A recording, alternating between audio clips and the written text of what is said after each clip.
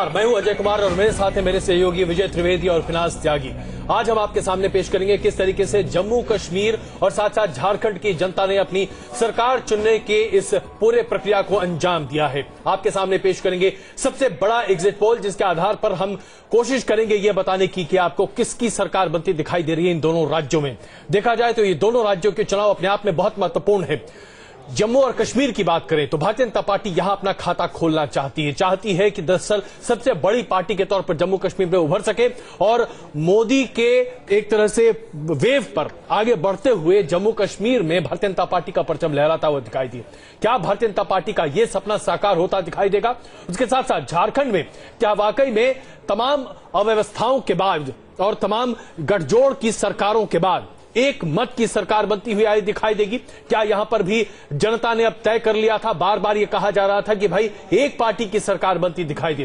क्या जनता का यह सपना साकार होता दिखाई देगा? इस पर भी हम तफसील से आपके सामने बातचीत करेंगे। इससे पहले कि हम अपनी चर्चा शुरू करें, आइए आपको बताएं कि हमारा ये जो एग्जिट पोल है जो हमने किया है, जो न्यूज नेशन के संवाददाताओं द्वारा किया गया है, हमने तमाम बूथ पर लोगों से खुद बातचीत की है। हमारा सैंपल साइज अलग अलग दोनों राज्यों में अलग अलग है। आखिरकार क्या मेथोडोलॉजी हमने इस्तेमाल किया है, किस आधार पर हम आपके सामने ये पोल प्रेडिक्शन पेश करने जा रहे हैं, आइए सबसे पहले आपको दिखाते हैं। खत्म हुआ वोटिंग का शोर, अब इंतजार है नतीजों का। आखिर कौन थामेगा जम्मू कश्मीर की कमान? किसके हाथ आएगी झारखंड की कुर्सी? क्या मोदी लहर पर सवार बीजेपी लगाएगी जीत का चौका या फिर थम जाएगा बीजेपी का विजय रथ? झारखंड और जम्मू कश्मीर विधानसभा चुनाव को लेकर हमने दोनों राज्यों के मतदाताओं का मूड टटोलने की कोशिश की। सबसे पहले बात जम्मू कश्मीर की। जम्मू कश्मीर में न्यूज नेशन के सर्वे में सैंपल साइज 2500 से ज्यादा रहा और इसमें जम्मू कश्मीर की 40 विधानसभा सीटों के वोटर्स की राय ली गई। इसमें पहले 4 चरणों का पोस्ट पोल और आखिरी चरण का एग्जिट पोल सर्वे है। जम्मू कश्मीर में मोदी के मिशन 44+ पर सबकी निगाहें हैं, तो झारखंड का समीकरण भी कम अहम नहीं है। झारखंड में भी केंद्र पर काबिज बीजेपी ने पूरा जोर लगा दिया है। झारखंड की 50 विधानसभा सीटों पर जम्मू कश्मीर की ही तरह पहले 4 चरणों का पोस्ट पोल और आखिरी चरण का एग्जिट पोल सर्वे किया गया। झारखंड में भी न्यूज नेशन सर्वे का सैंपल साइज 2500 से ज्यादा रहा। हम आपको बता दें कि सर्वे में स्विंग फैक्टर ±3% है, तो बने रहिए हमारे साथ। हम आपको बताएंगे जम्मू कश्मीर और झारखंड की जनता का मूड। क्या देश के दूसरे राज्यों की तरह यहां भी चलेगा मोदी का जादू या फिर विरोधी थामेंगे मोदी लहर को? Team news nation.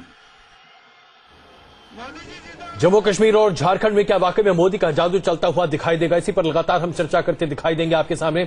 हम आपके सामने रुझान पेश करेंगे जिसके आधार पर आप आकलन लगा सकें कि इन दोनों राज्यों में आखिरकार क्या स्थिति रही। मेरी सहयोगी फिनाज अभी आपके सामने डेटा पेश करें। इस बीच अपने हमारे मेहमानों से आपका हम तारुफ करा दें। हमारे साथ इफ्तिकार गिलानी साहब मौजूद हैं, हमारे साथ सतीश पेंडकर साहब वरिष्ठ पत्रकार मौजूद हैं और अभी कुछ ही देर में हमारे साथ Shehzad Poonawalla founder for youth for Congress जुड़ेंगे। फिरदौस तख पीडीपी से हमारे साथ जुड़ेंगे। हमारे साथ शहजाद शहरीन नेशनल कॉन्फ्रेंस के एमएलए हमारे साथ जुड़ेंगे और कुछ ही देर में वरिष्ठ पत्रकार एनके सिंह साहब भी हमारे साथ जुड़ेंगे। तो आइए शुरुआत हम आपके सामने पेश करें जम्मू कश्मीर में, जिसके लिए सबकी एक तरह से धड़कनें बंद होती दिखाई दे रही थी। जो पोस्ट पोल और एग्जिट पोल न्यूज नेशन के संवाददाताओं ने किया है, बिनाज बताइए कि आखिरकार पोल प्रतिशत क्या रहा है और किस आधार पर फिर हम सीटों के बारे में बातचीत करते दिखाई दे रहे हैं। बिनाज जी बिल्कुल अजय, और हमारा सर्वे की मेथोडोलॉजी से हमने अपनी जनता को रूबरू करा दिया, अपने दर्शकों को रूबरू करा दिया। बता देते हैं कि क्या कुछ हमारे एग्जिट पोल के नतीजे जम्मू कश्मीर के संदर्भ में कहते हैं। सबसे पहले हम ये दिखाने की कोशिश करते हैं वोट परसेंटेज की अगर हम बात करें तो किसको कितने प्रतिशत वोट मिला है। बीजेपी को 26% वोट मिल रहा है, जो 2000 जो आपको बता दें 8 के चुनाव के मुकाबले अगर देखा जाए तो वो 12% से बढ़कर 26% हो रहा है। कांग्रेस को 18% है वोट परसेंटेज, तो कांग्रेस का वोट परसेंटेज जस का तस रहा है। नेशनल कॉन्फ्रेंस को 18% वोट मिल रहे हैं, जबकि पिछली बार उनको 23% वोट मिले थे और पीडीपी के खाते में 24% वोट जा रहे हैं, जबकि पिछली बार 15% वोट पीडीपी ने पाए थे। तो पीडीपी और बीजेपी सबसे ज्यादा फायदा वोट परसेंटेज के लिहाज से यहां पर होता हुआ दिख रहा है। लेकिन ये वोट परसेंटेज जब सीटों में कन्वर्ट करेंगे तो उसकी क्या कुछ स्थिति बनेगी, ये हम आपको दिखाते हैं।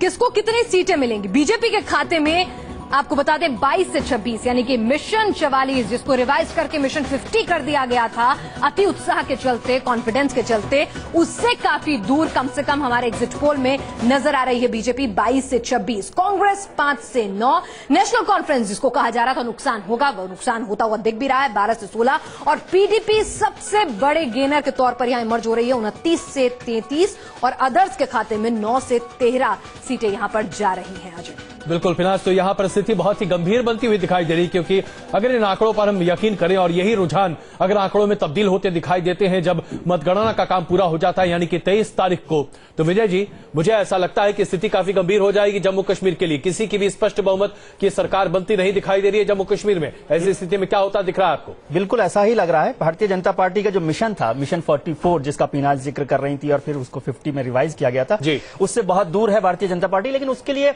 एक बड़ी खुशी की बात हो सकती है, अच्छी बात हो सकती है कि वो अपने आंकड़े से डबल हो रही है। जो पिछली बार विधानसभा में जो उनको 11 सीटें मिली थी, उससे 22 के करीबन वो पहुंच रहे हैं, तो डबल उनकी ताकत हो रही है। पीडीपी जो है वो सबसे बड़ी पार्टी के तौर पर निकल कर आ रही है, लेकिन फिर भी वो भी बहुमत से दूर है। इसलिए वहां पर अब ये देखना होगा, हमारे पास जैसे वरिष्ठ पत्रकार भी हैं, उनके साथ बात करेंगे कि क्या किस तरह के गठबंधन की सरकार वहां पर बन सकती है। क्या बीजेपी एनसी के साथ जा सकते हैं, पीडीपी और बीजेपी सरकार बन सकती है, पीडीपी और कांग्रेस की सरकार बन सकती है, या पीडीपी बीजेपी की सरकार बन सकती है। मेरे ख्याल से इफ्तिकार जो है कश्मीर के बारे में बेहतरीन तरीके से जानते हैं। क्या पहले तो इफ्तिकार, आपको लगता है कि ये जो हमारा जो सर्वे है, जिस तरह का हम लोगों ने कोशिश की, हम पूरे 5 चरणों में लगे रहे और हमारे जो रिपोर्टर्स हैं, आप भी जानते हैं कि जम्मू कश्मीर में पूरा सर्वे करना, ओपिनियन पोल देखना, एग्जिट पोल देखना बहुत मुश्किल काम था, लेकिन उसके बाद भी जो तस्वीर हमारे सामने आई है, क्या आप उससे सहमत हैं, तारुफ रखते हैं? सबसे पहले मैं आपको ये बताना चाहूँ कि ये 1987 के बाद ये पहला नॉर्मल इलेक्शन था कश्मीर में। उससे पहले जो भी इलेक्शंस कश्मीर में हैं, उसके बाद वो कोई नॉर्मल इलेक्शंस नहीं बताए जा सकते हैं, कि उनमें किसी तरह का प्रभाव था, या तो मिलिटेंसी बहुत ज्यादा थी या बहुत सारे और फैक्टर्स काम करते थे। ये पहला नॉर्मल इलेक्शन था कश्मीर में। और अगर बीजेपी सीटें कम ला रही हैं, लेकिन उनकी एक सबसे बड़ी कामयाबी जो अगर मोदी सरकार की कोई है, वो यही है कि कश्मीरी लोगों को उन्होंने इस बार पोलिंग बूथ तक तो पहुंचा दिया। नहीं, लेकिन यहाँ बहुत महत्वपूर्ण सवाल यहाँ पर कि क्या वाकई में अगर मान लीजिए कि 33 सीटें पीडीपी की आकर रह जाती हैं, सबसे बड़ी पार्टी पीडीपी बनती है, लेकिन सरकार नहीं बना पाएगी। मुझे लगता है कि यहाँ पर जो सिचुएशन होगी वो बिल्कुल दिल्ली जैसी सिचुएशन होगी यहाँ पर। और वहाँ पर अगर आपने कुछ दूसरे भी कुछ दल, कुछ इंडिपेंडेंट्स वगैरह भी जीत रहे हैं कुछ इलेक्शंस, उनके ये 2002 में भी इसी तरह की एक सरकार बनी थी, उसमें पीडीपी, कांग्रेस और कुछ इंडिपेंडेंट्स को लेकर सरकार बनी थी। मुझे ये नहीं लगता है यहाँ पर कि कहीं ऐसी कोई संभावना है जहाँ पीडीपी और बीजेपी आपस में मिलकर सरकार बना लें। बीजेपी की सेहत के लिए भी अच्छा है कि इस सिचुएशन में कि वो अपोजिशन में ही रहे, और एक क्योंकि लेकिन बीजेपी ने एक बहुत बड़ा काम यह किया है कि कांग्रेस को उसने रिप्लेस किया as a representative of Hindu sentiments of Jammu. Congress को उसने रिप्लेस किया है यहाँ पर। बहुत महत्वपूर्ण बात। साहब, मैं यहाँ पर एक चीज समझना चाहूंगी, क्योंकि इससे पहले हम इस चर्चा को आगे बढ़ाएं, एक जो जहन जनता के दिमाग में सवाल आता है कि भाई वोट परसेंटेज तो सबसे लार्जेस्ट पार्टी के तौर पे बीजेपी को जाता है, लेकिन जब उसको सीट में कन्वर्ट कर रहे हैं तो बीजेपी कहीं पीछे छूट जाती है, पीडीपी बाजी मार ले जाती है। तो ऐसा क्यों हो रहा है कि वोट ज्यादा मिल रहे हैं और यहाँ पे सीट कन्वर्जन नहीं हो पा रहा है? इसकी सबसे बड़ी एक वजह यह है कि कश्मीर वैली में वोट्स जम्मू के मुकाबले में कम पड़े हैं, इसलिए कश्मीर वैली में जितने वोट्स पड़े भी हैं वो भी एक बहुत बड़ी चीज है, बहुत बड़ी उपलब्धि है इस हुकूमत की इस वक्त। लेकिन वहां पर वोट परसेंटेज कम पड़ा, और पूरे मुल्क में जो है वोट और पॉपुलेशन का रेशियो भी जो कश्मीर में सबसे कम है, बिल्कुल सेंसस एंड इलेक्टोरेट का। तो इसलिए जो है वहां पर आपको ये लग रहा है कि वहां पर जो है अगर सीटें ज्यादा हैं, वोट कम है। लेकिन अगर दो तीन इलेक्शंस अगर कश्मीर में इसी तरह के नॉर्मल हो जाते हैं तो ये सिचुएशन भी नॉर्मलाइज हो जाएगी। बिल्कुल। अब फिरदौस साहब, आपके लिए खुशखबरी ये कि आप सबसे बड़ी पार्टी के तौर पर उभर रहे हैं, लेकिन उसके साथ साथ राइडर ये कि आप अपने दम पर सरकार नहीं बना पाएंगे। ऐसी सूरत में क्या स्थिति बनती दिखाई दे रही है? हम जानते हैं आपका पहला शब्द, शायद पहली लाइन यही हो, अभी ये तो आपका एग्जिट पोल है, नतीजे आने दीजिए। लेकिन मान लीजिए कि यही एग्जिट पोल नतीजों में तब्दील हो जाते हैं, वैसी स्थिति में आप सरकार कैसे बना पाएंगे?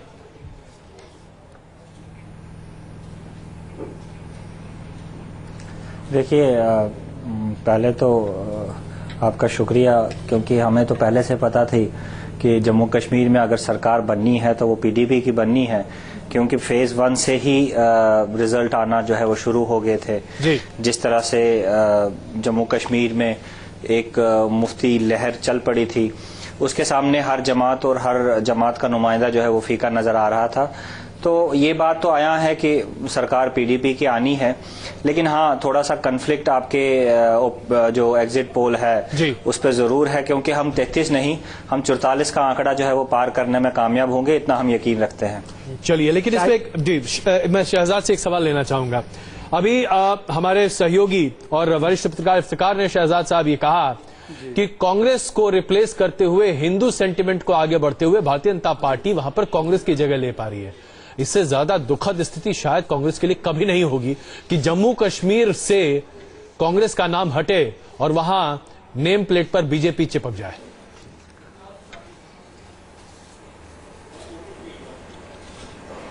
देखिए, पहले तो मैं जम्मू कश्मीर के लोगों को और चुनाव आयोग को और सभी लोगों को, आपके पत्रकारों को भी जो वहां पर लगातार रिपोर्टिंग करते आए हैं, ठंड, आतंकवाद और अलगाववाद, इन तीनों का सामना करते हुए, जिन चुनौतियों का सामना करते हुए उन्होंने इतनी वोटिंग की है, उसके लिए सराहना करना जरूरी है। दूसरी बात, मैं एक चीज ये कहूंगा कि आपका जो ओपिनियन पोल था, अजय जी आप ही थे शायद, आप उस रात को हमने किया था, तो उससे अगर आप इसको कंपेयर करें तो आपके फिगर्स काफी अलग है, और मैं आपसे कह रहा था कि कहीं ना कहीं फिगर्स इस तरीके के ही होंगे। मैं ये बात से सहमत हूं कि बीजेपी का वोट शेयर बढ़ेगा, इसमें मैं आपसे सहमत हूं।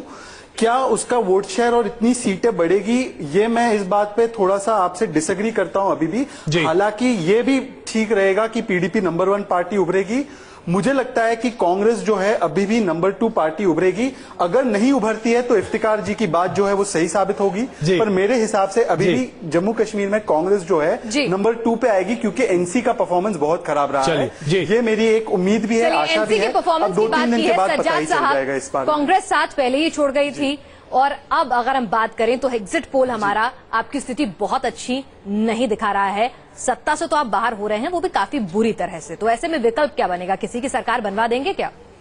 बीजेपी तो पुराना साथी रहा है एक बार।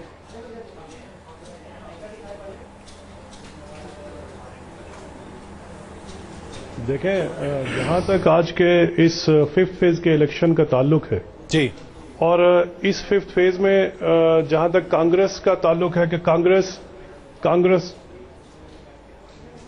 जी बताएं। कांग्रेस का जहां तक ताल्लुक है, जिस तरह से ये ओपिनियन पोल में ये बताया जा रहा है कि जी नेशनल कॉन्फ्रेंस जो है उसकी स्थिति खराब हो रही है, मैं समझता हूं कि ये हकीकत नहीं है। और 23 तारीख को नतीजे आने हैं। 23 तारीख को आप देखेंगे कि नेशनल कॉन्फ्रेंस सबको सरप्राइज, हैरान करने जा रही है।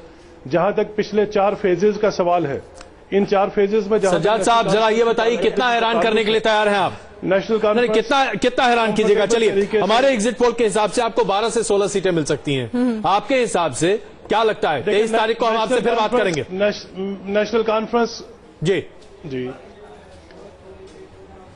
23 तारीख को जो नतीजे आएंगे उसमें नेशनल कॉन्फ्रेंस सबसे बड़ी पार्टी बन के उभरेगी। जहां तक पिछले 4 फेजेस का सवाल है, पिछले 4 फेजेस में नेशनल कॉन्फ्रेंस की कारकर्दगी बहुत बेहतर रही है। और जम्मू में जो ये 5वें फेज का जम्मू और राजौरी का जो आज के दिन का इलेक्शन हुआ, इसमें बीजेपी का ज्यादा स्टेक पे था, कांग्रेस का ज्यादा स्टेक पे था, नेशनल कॉन्फ्रेंस का ज्यादा स्टेक पे था नहीं। लेकिन फिर भी उम्मीद का दामन थामे रखना हर राजनीतिज्ञ का परम अधिकार है, उसे एकदम थामे रखिए जोर से, इसमें कोई शक नहीं है। चलिए 23 तारीख को और ज्यादा खुल के हम बात कर पाएंगे शायद। जी फिरदौस साहब, आपको लग रहा है कि यदि पार्टी जो है एनसी की बजाय पीडीपी जो है उमर अब्दुल्ला की तरह से महबूबा मुफ्ती को यदि चीफ मिनिस्टर कैंडिडेट बनाती, तो शायद आप ये आंकड़ा पार कर सकते थे बहुमत का, मुफ्ती साहब की बजाय?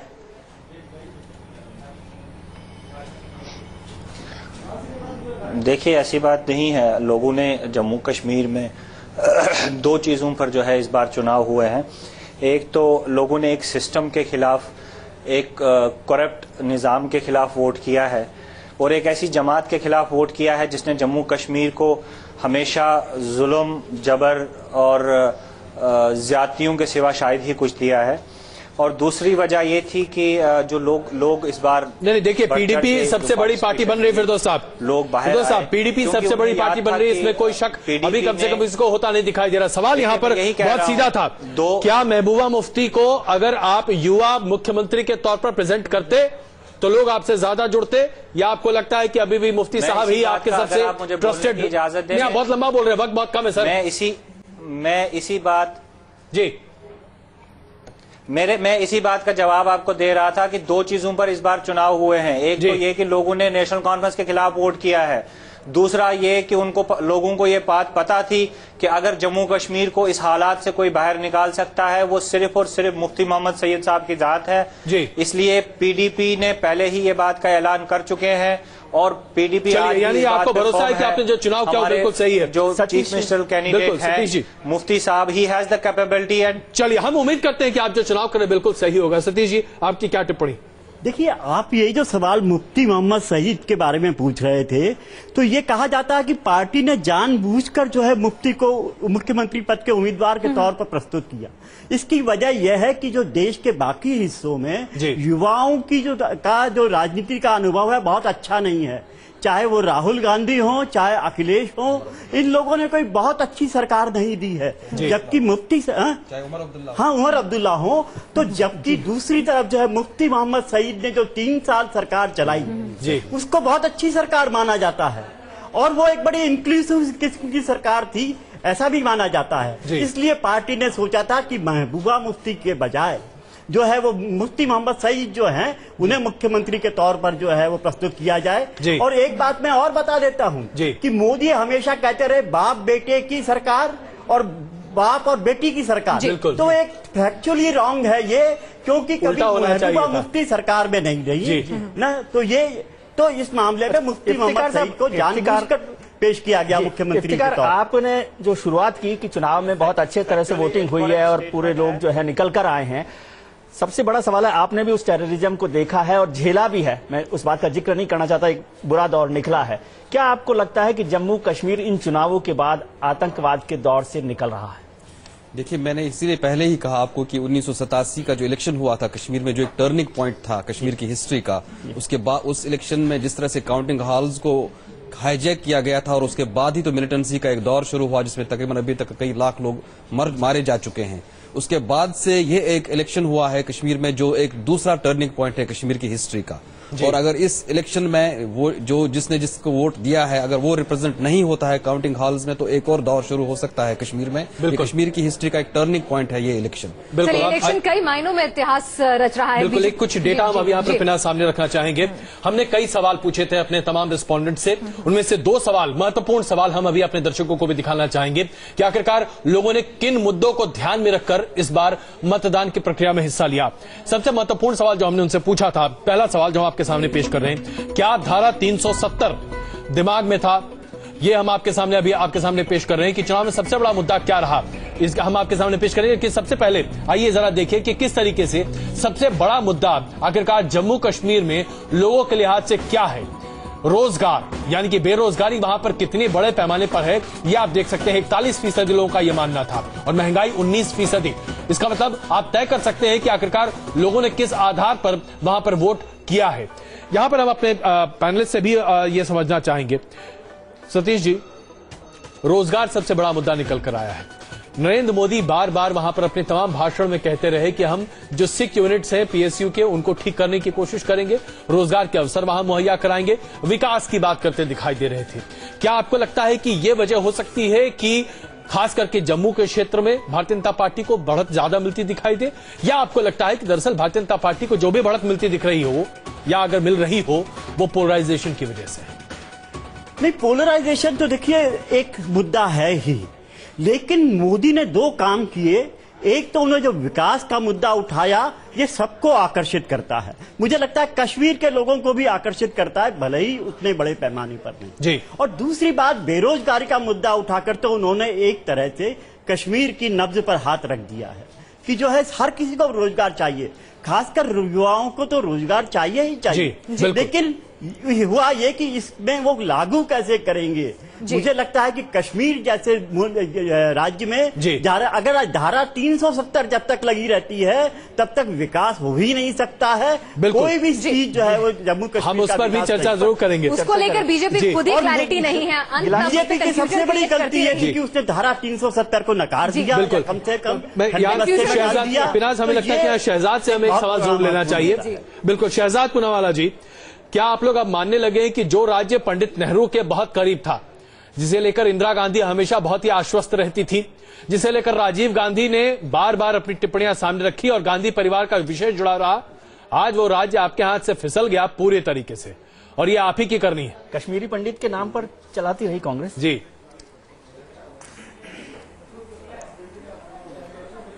देखिए, मुझे लगता है कि आपके पिछले सर्वे का मैं फिर से हवाला दूंगा जी। आपने आज कहा है कि गवर्नेंस के मामले जो है सबसे महत्वपूर्ण मामले हैं और पिछले सर्वे में आपने कहा था कि गुलाम नबी आजाद की सरकार गवर्नेंस के मामले पे सबसे ज्यादा सफल रही।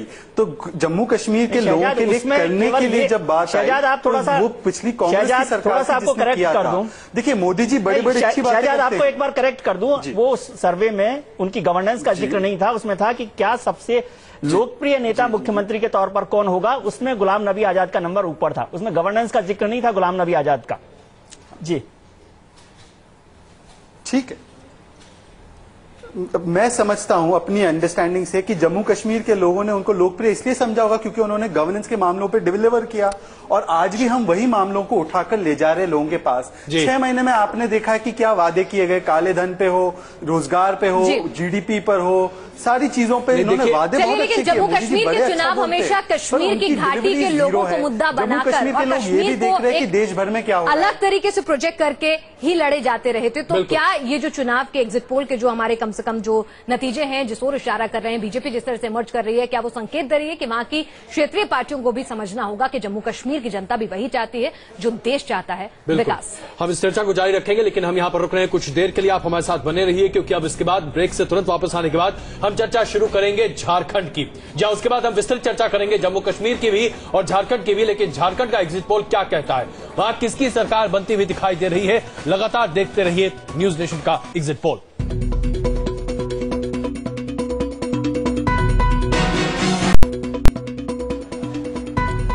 आप लगातार देख रहे हैं जम्मू कश्मीर और झारखंड के एग्जिट पोल पर आखिरकार क्या है रुझान, क्या है जनता का चुनाव, ये हम आपके सामने लगातार पेश करते जा रहे हैं। अभी तक हमने आपको बताया कि ऐसा लग रहा है कि जम्मू कश्मीर में त्रिशंकु विधानसभा बनती हुई दिखाई दे रही है। भारतीय जनता पार्टी के खाते में 22 से 26 सीटें जा सकती हैं, कांग्रेस के खाते में 5 से 9 सीटें जा सकती हैं, नेशनल कॉन्फ्रेंस के खाते में 12 से 16 सीटें जा सकती हैं, पीडीपी के खाते में 29 से 33 सीटें जा सकती हैं और अन्य के खाते में 9 से 13 सीटें जा सकती हैं।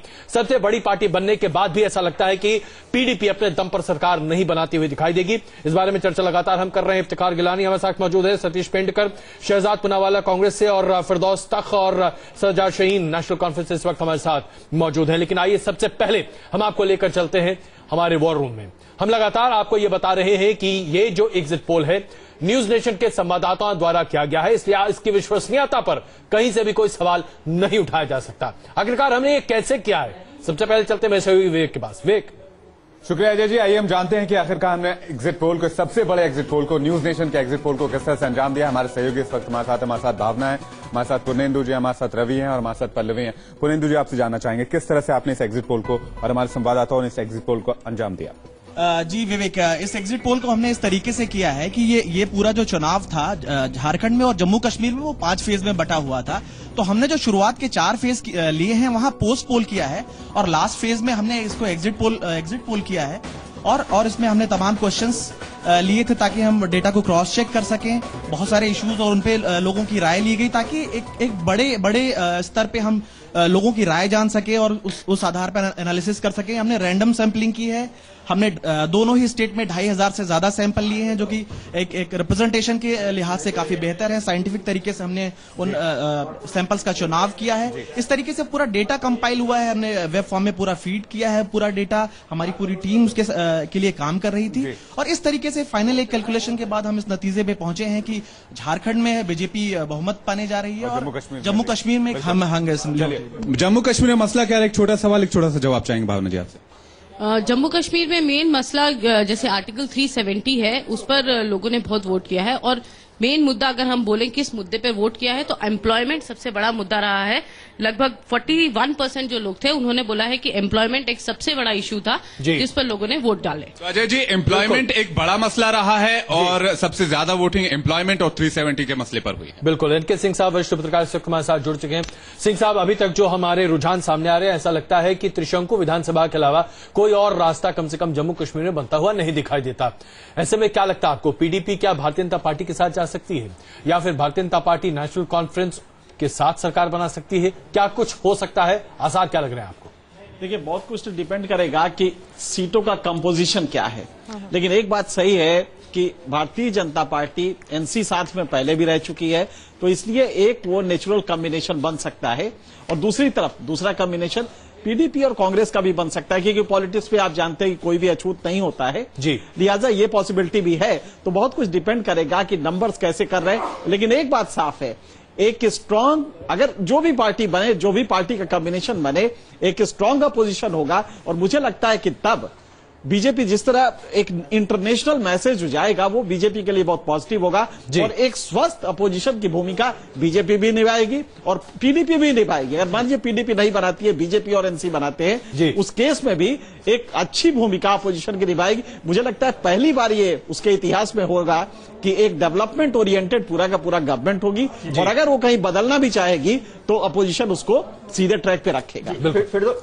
फिरदौस साहब हमारे साथ हैं पीडीपी से। फिरदौस साहब, क्या आपको लगता है कि आपने जो कैंपेन पूरा चलाया था इलेक्शन के दौरान, वो भारतीय जनता पार्टी के खिलाफ चलाया था, और ये भी जिक्र हो रहा था कि जैसे जम्मू में बीजेपी ने पोलराइज किया वोटों को, उसी तरह से पीडीपी ने वैली में वोट को पोलराइज किया है, तो क्या भारतीय जनता पार्टी के साथ सरकार बनाने की संभावना आप देखते हैं या कांग्रेस के साथ जाएंगे?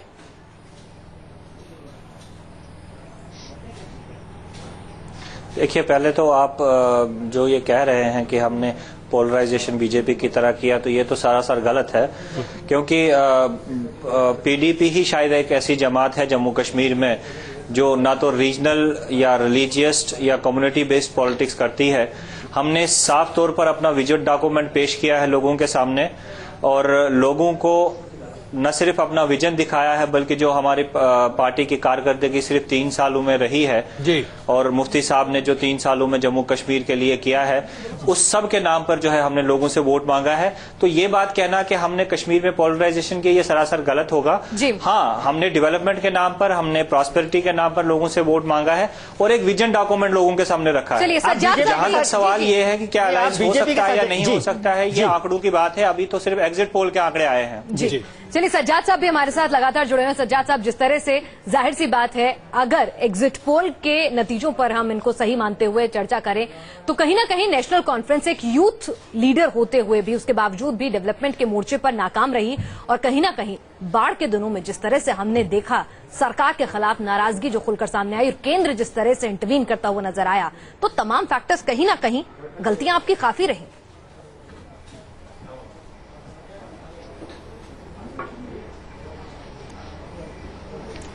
देखें, जहां तक नेशनल कॉन्फ्रेंस का यूथ का लीडरशिप के हवाले से आपने बात की है, तो इसमें कोई शक नहीं है कि नेशनल कॉन्फ्रेंस ने अपने 6 साला दौर में नौजवानों के इश्यूज को एड्रेस करने में कई इकदाम उठाए, जिसमें शेर Kashmir employment welfare guarantee scheme थी, और उसके साथ साथ उम्मीद थी, उड़ान जैसी स्कीमें हमने इंट्रोड्यूस करके हजारों नौजवानों को रोजगार देने की कोशिश की है।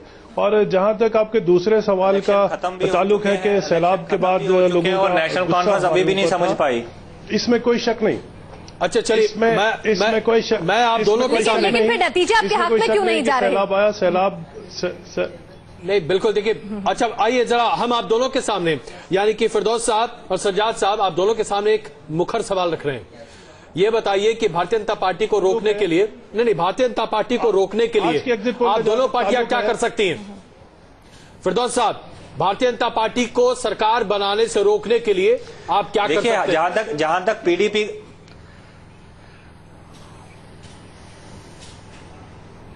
देखिए, पीडीपी यहाँ पे ना तो किसी जमात को, जिस तरह से लोग यहाँ पे गवर्नमेंट बनाने के लिए आई है, ना किसी जमात को रोकने के लिए आई है। यहाँ पे पीडीपी एक एजेंडा बेस्ड पॉलिटिक्स लेकर आई है और एक अच्छी गवर्नेंस लोगों को देने के लिए हमने जो वादे किए हैं। चलिए, अगर ऐसी बात है फिरदौस साहब, तो आपका नेचुरल एलाई कौन है? हम लोग अभी कॉन्फिडेंट हैं आपके लिए नेचुरल एलाई कौन है? गवर्नमेंट बनाएंगे। फिरदौस साहब, अगर मान लीजिए ऐसी सूरत आती है, मैं आपसे जानना चाहता हूं, लाइक माइंडेड पीपल कौन होंगे आपके लिए? नेचुरल एलाई कांग्रेस है, बीजेपी है, नेशनल कॉन्फ्रेंस है?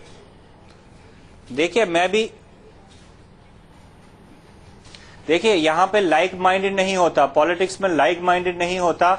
हमने जब कांग्रेस के साथ अलायंस किया था 2002 में, आप ये देख लीजिए, हमने सिर्फ गवर्नमेंट बनाने के लिए अलायंस नहीं किया। जब हमने अलायंस किया तो बहुत सारे इश्यूज ऐसे थे जिसपे हम कांग्रेस के साथ शायद हमारा डिस्कशन होना था, या बहुत सारे इश्यूज ऐसे थे जिसमें कांग्रेस सेटिस्फाई नहीं थी। हम दोनों जमातों ने बैठ के एक कॉमन मिनिमम प्रोग्राम बनाया, एक अपनी पॉलिसी जो 6 सालों के अंदर इम्प्लीमेंट करनी थी। इसीलिए तो मैंने आपसे पूछा, आप कांग्रेस के साथ भी रह चुके हैं, आप बीजेपी के साथ भी रह चुके हैं, वही सीएमपी जो है अगले 6 सालों में इम्प्लीमेंट हुआ। इफ्तिखार साहब, क्या आपको लगता है कि पीडीपी वाकई में इस तरह की दलील दे सकती है? कांग्रेस बीजेपी दोनों के साथ रह चुकी है, नेचुरल एलाइज आपके हिसाब से कौन है? जिस तरह से ये इलेक्शन हुआ है, अगर इस इलेक्शन को कंपेयर करूं किसी और इलेक्शन के साथ, तो सिर्फ 83 का इलेक्शन हो सकता है। 83 में भी इसी तरह की बिल्कुल कम्युनल पोलराइजेशन हुई थी। मिसेस गांधी ने खासतौर पर जो है as a prime minister Jammu में 9 दिन रहकर एक ऐसी पोलराइजेशन की जिसे जम्मू पूरा का पूरा उस वक्त कांग्रेस की गोद में चला गया था, और नेशनल कॉन्फ्रेंस ने दूसरी तरफ काउंटर पोलराइजेशन करके पूरा का पूरा national conference Kashmir valley, Kashmir और जम्मू के जो मुस्लिम इलाकों को ले गया था। और इस वक्त भी सूरत हाल बिल्कुल वही है। बीजेपी ने कांग्रेस को रिप्लेस करके जम्मू के जो हिंदू बेल्ट है उसका सफाया कर दिया है, और दूसरी तरफ जो है नेशनल कॉन्फ्रेंस और पीडीपी ने मिलकर मुस्लिम बेल्ट को स्वीप किया है। और इस वक्त अगर ये इस इलेक्शन के इस पोलराइजेशन के बाद अगर पीडीपी बीजेपी के साथ जाती है तो पीडीपी उसी वक्त खत्म हो जाएगी पॉलिटिकली। लिहाजा मुझे लगता है वो सुसाइड नहीं करेंगे। बिल्कुल बिल्कुल। सिंह साहब, आपकी क्या राय? करेंगे कि एक अच्छी अपोजिशन की भूमिका निभाए। बिल्कुल सही कह रहे हैं कि वो ज्यादा प्रेफर करेंगे कि एक अच्छे अपोजिशन की भूमिका निभाएं, और यही मुझे लग रहा है कि नंबर जैसे भी आए, जैसे ही प्लेसमेंट हो उसका। लेकिन एक बात सिंह साहब महत्वपूर्ण बात है कि जम्मू कश्मीर में हमेशा राज्य में जो सरकार होती है वो चाहती है कि केंद्र में जो सरकार है उसके साथ रहे। हाँ। नहीं, अगर आप देखें वाजपेयी जी के वक्त में बीजेपी के साथ रही पीडीपी, और काफी इमदाद मिलता है जम्मू कश्मीर को, काफी इमदाद मिलता है। अभी केंद्र में बीजेपी की सरकार है, एक अंडरस्टैंडिंग थी वो। लेकिन यहाँ पर हम अन्य को भी पीछे नहीं छोड़ सकते हैं। 13 सीटें मैक्सिमम अन्य को मिल सकती हैं, और अगर यहाँ पर जिस तरह से मैक्सिमम सीटों को देखा जाए तो बीजेपी लगातार अन्य को दाना डालती जा रही है शुरुआत से लेकर। नहीं, नेचुरली बीजेपी इस समय तो एक टूथ एंड नेल जो फाइट होता है, किसी तरह सरकार पहली बार इतिहास में, कश्मीर की पैदाइश के इतिहास में, मतलब कि एक नए राज्य के रूप में पहली बार ये होगा कि बीजेपी वहां रूल करेगी, और इसका जो इंटरनेशनल मैसेज जाएगा वो बहुत ज्यादा महत्व होगा। इसलिए वो ये केंद्र प्रकार चाहेगी कि वो सरकार बनाए, और अगर वो बना लेती है, बात सही है, इंटरनेशनल मैसेज रहेगा, तो मुझे लगता है कि पीडीपी प्रेफर करेगी कि अपोजिशन में बैठे और एक कॉन्स्ट्रक्टिव भूमिका।